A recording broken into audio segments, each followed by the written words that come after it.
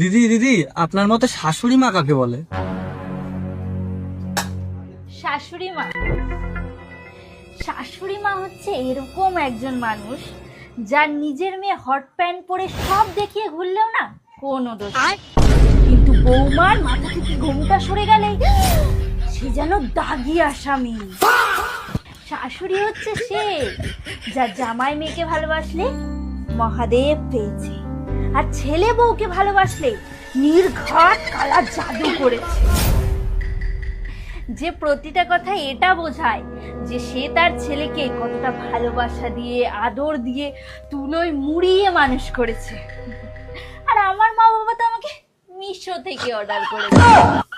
যে প্রতিটা কথায় কথায় এটা বলে মেয়ের বাবারা নাকি তার ছেলের জন্য লাইন দিয়েছিল, আর আমার মা বাবা তো রাস্তায় বাটি হাতে বসে। আর এত কিছু